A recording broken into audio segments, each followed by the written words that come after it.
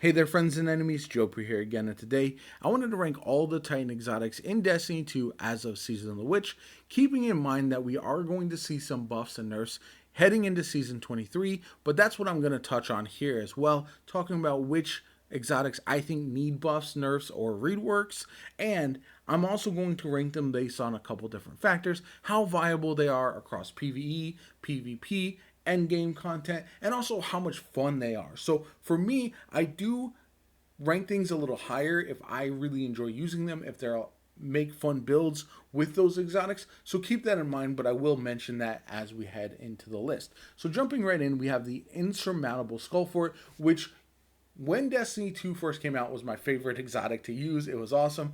But since the nerf to shoulder charge where you can't one-shot anymore, it's not nearly as good. It is solid though. I think with some of the reworks to Arc, it has been pretty decent. However, there's other exotics that are going to shine ahead of it, and that's why it's not ranked higher. I think you can make a lot of fun builds with it. Unfortunately, it's not going to do as much as you want it to in either PvP or PvP compared to other options. Then we have Mask of the Quiet One. I'm actually going to put this in D tier, and I know it's not the worst exotic in the game for Titans. However, the frustrating part for me with this exotic is it has never had a chance to shine in the history of the game. There has been no Mask of the Quiet One meta in PvE or PvP, and this is one of the first exotics that we got. So knowing that, it is very, very frustrating, and that's going to keep it down the list for me because it just doesn't do what anyone wants it to do, and hopefully it does get a rework or an adjustment to make it meta, at least for a little bit, because I really want it to shine, but it's just never been all that good. Capri's Horn is one that they've tried to do interesting things with. We can use it now with Strand, especially if you're using the Suspend with your barricade. But overall, this is another one that just has never been all that good. It sounds cool when you think about it and when you're kind of planning out some builds. This could be an interesting option, but in practice, it is just not very good, and it never has been. So unfortunately, that's going to stay there. If they're in D tier, that means they are just not stacking up in comparison to other exotics. So keep that in mind. If you have a favorite build that you run with any of the D tier or C tier exotics, that's fine. If it works for you, great. I'm just going based off my history with the game and also where they stand right now. And both of those exotics from Mask of the Quiet One and also Capri's Horn really struggle right now to shine in any aspect of the game. Then we have Helm of Saint 14. This actually used to be one of the dominant exotics in not only Destiny 1 but also Destiny 2. However, now I would say it's firmly in the C tier. It does the job, but I don't think it's mandatory when you're running Bubble, and there's just better options. You might run Heart of Inmost Light or something like that instead and just have a better all-around build. Helm of Saint 14 just doesn't feel necessary with all of the reworks to Void, where we have constant overshields and everything anyway. You don't really need to blind enemies in Ward of Dawn, and Ward of Dawn itself is just not very good compared to like Well of Radiance and some other options. So because of that, Helm of Saint 14 suffers because it needs Ward to be useful in order for it to shine, and it's just not the case right now. Next up, we have probably one of the ugliest exotics in the history of Destiny, and that is Eternal Warrior. This is another one that I've always wanted to be good, but unfortunately, there's just better Arc exotics.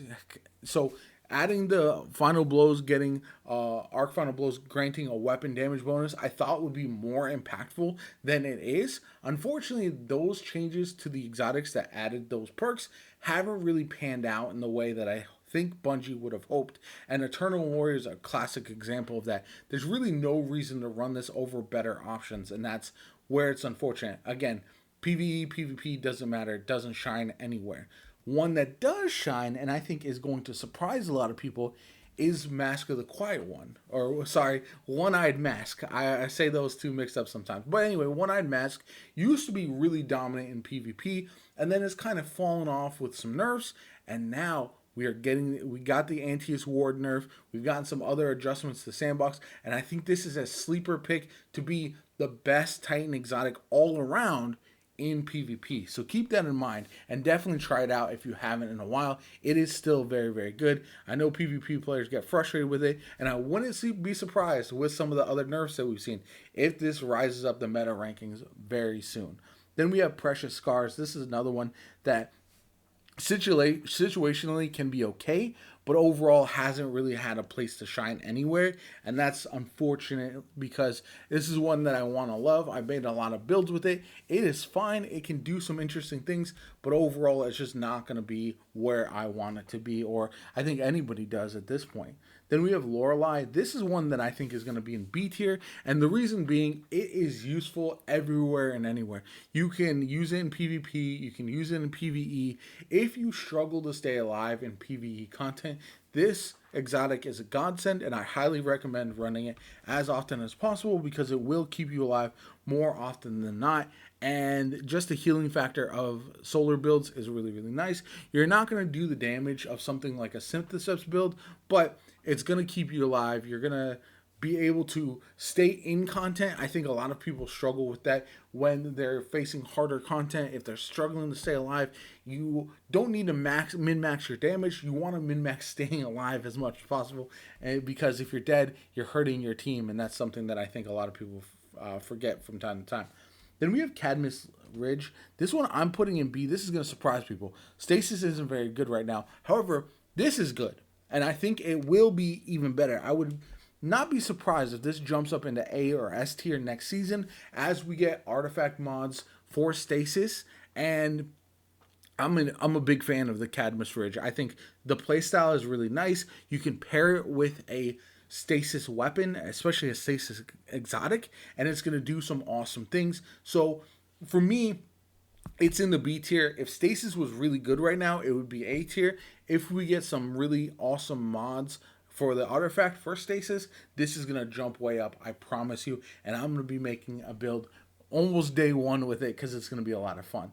Next up, we have ACDO feedback fence, and this one is going to be C tier, and that pains me to admit because I really wanted it to be awesome with the rework, but unfortunately, outside of some niche usages, it's just not as good as I wanted it to be, and it's such a shame. So I made a build with this right away as the season launched with the armor charges and near infinite strand melee abilities, but it just didn't last. It hasn't been doable after the first couple weeks, whether it was a bug fix or whatever the case may be. It just hasn't had a chance to shine, and there's better options. If you're running that, you might as well run Syntheseps, and I'm going to talk a lot about Syntheseps because I think that is an outlier in the meta right now for Titans. But yeah, unfortunately, the feedback fence changes aren't really there. If we get some really cool mods for armor charges, then that might change, but for now, it's going to drop down to C tier. Then we've got the Doomfang Pauldrons. This one is very fun, but not really overpowered or insane in either PvP or PvE.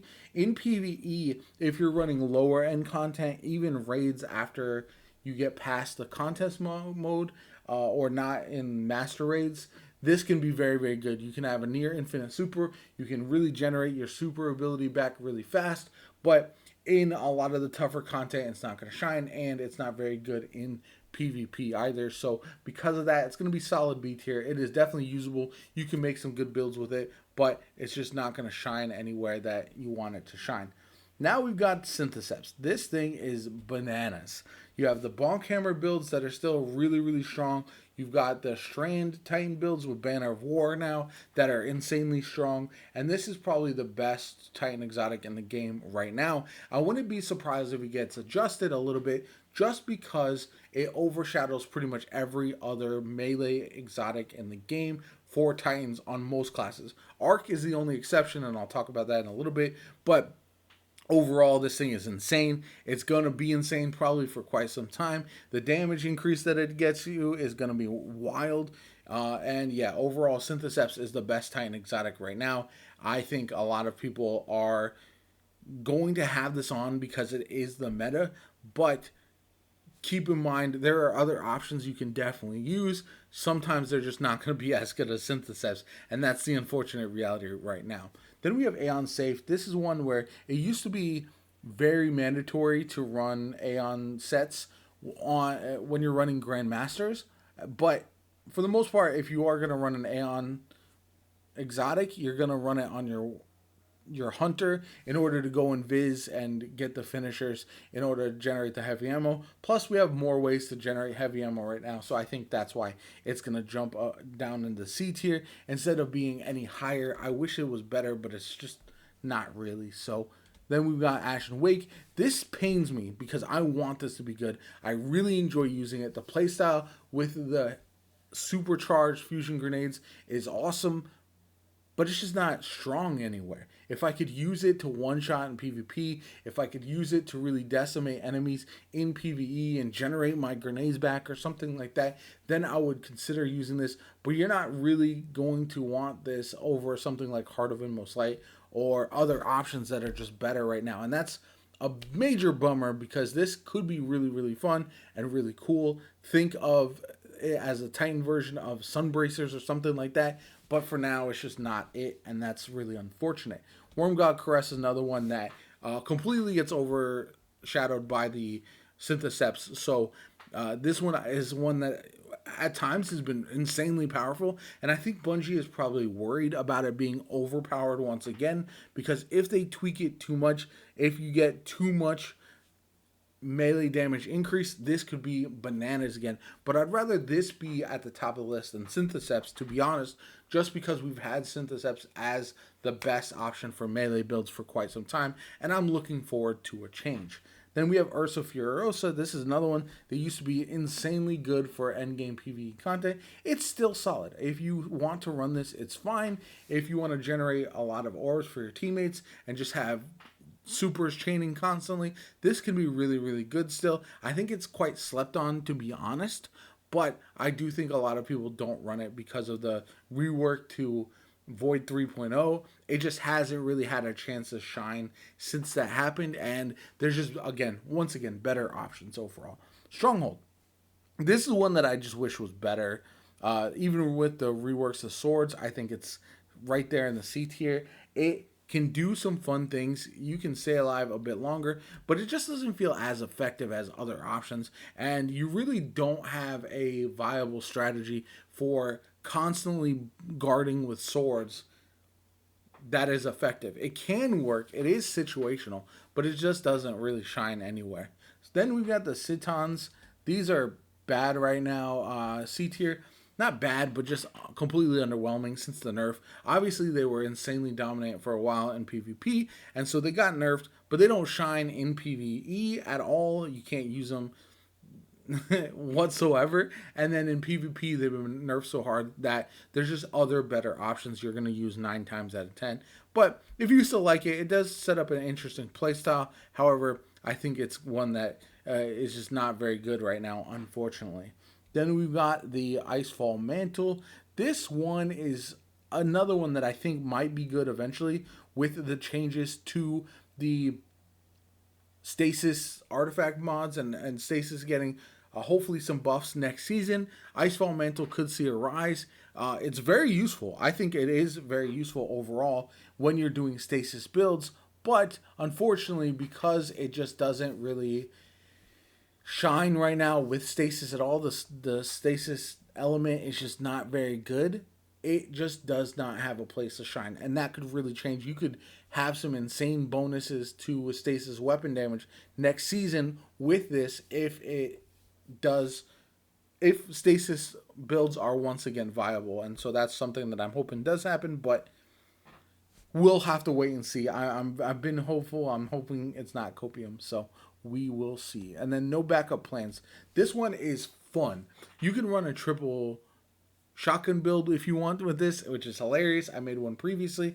The reworks of this, allowing you to get the overshield and allowing you to kind of really use this effectively, has been very, very nice. I like this a lot. I think it is actually a lot more fun than people give it credit for. You're not going to use it in end game content all the time, but you can make some very, very nice builds for it. If you're a shotgun player, you can use this quite often. And I think it's a little bit underrated in PvP as well, especially if you want to run an overshield type build and be shotgunning pretty consistently. So keep that in mind.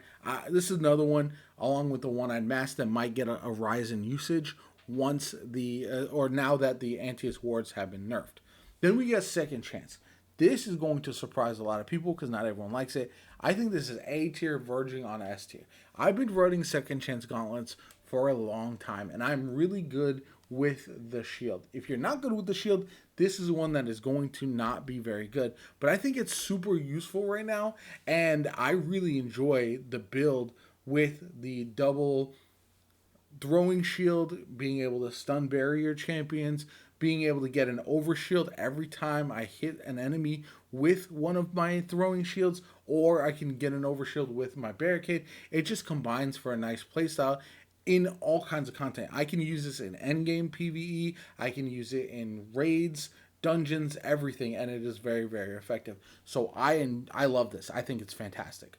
Now we have Point Cannon Contact Brace. This one is another one that I think is very, very good. This one is going to be an A tier. I think it's better than the Insurmountable Skull Fort. But for me, the damage it does is insane. With the arc builds right now, it can be very fun to run as well. And I just really enjoy just constantly thunderclapping all the enemies and getting all those lightning strikes around. It just feels like a very fun playstyle.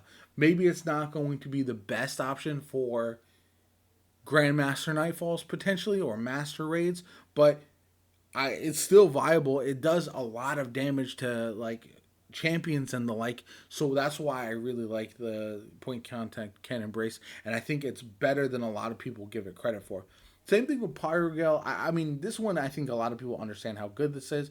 It's not as good as it was at the beginning when it first launched because it was fairly broken, but it's still very useful. You can do a lot of fun things with this.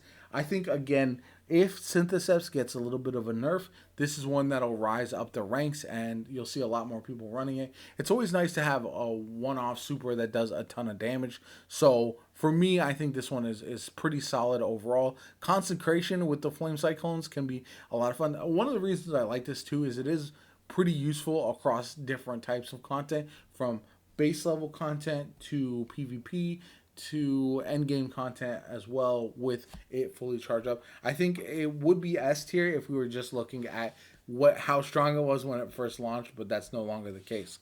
Then we've got Crest of Alpha Lupi.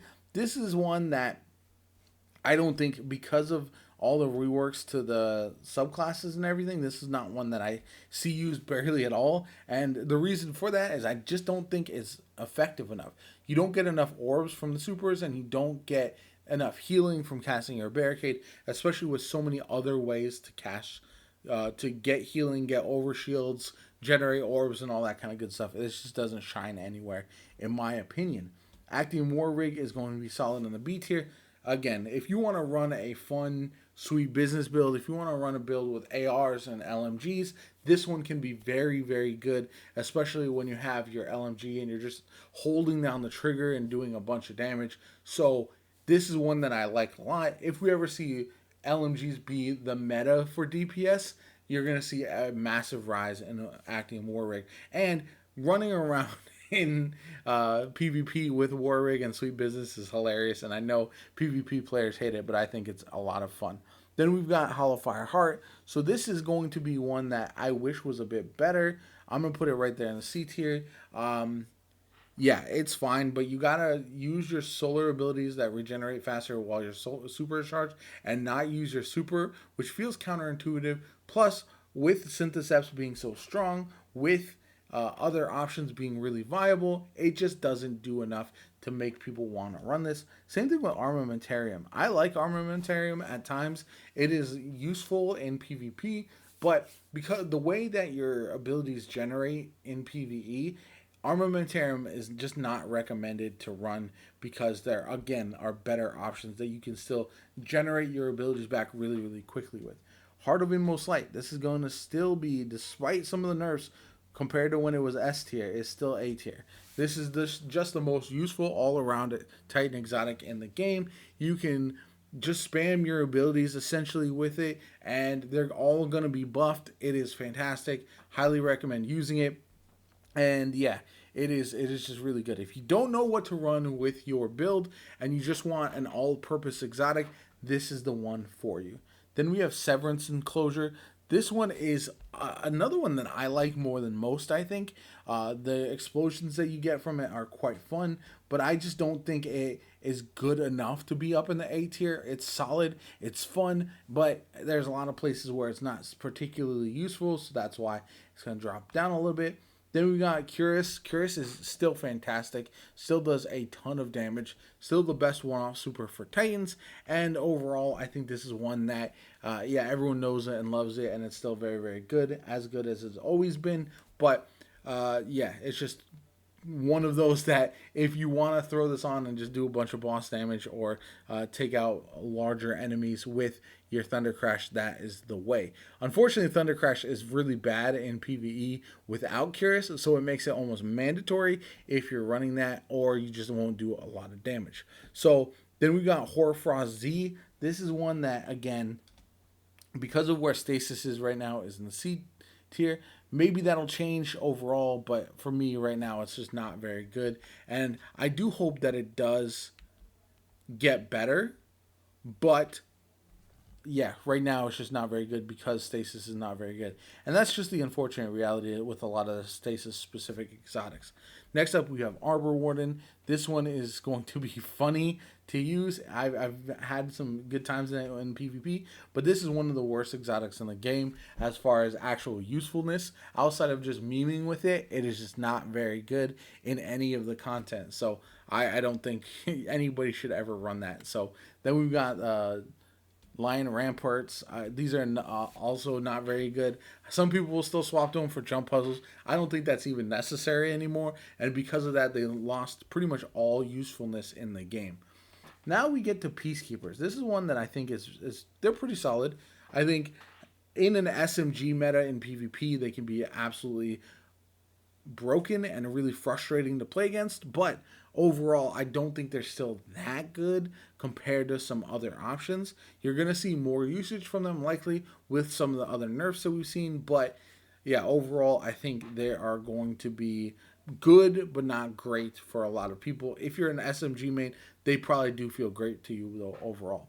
Dune Marchers. I ran this in Iron Banner recently, and this is another one that I think is in the maybe in the B tier. It's just not what it once was. It used to be a lot of fun to run, and now it just feels like it's underwhelming.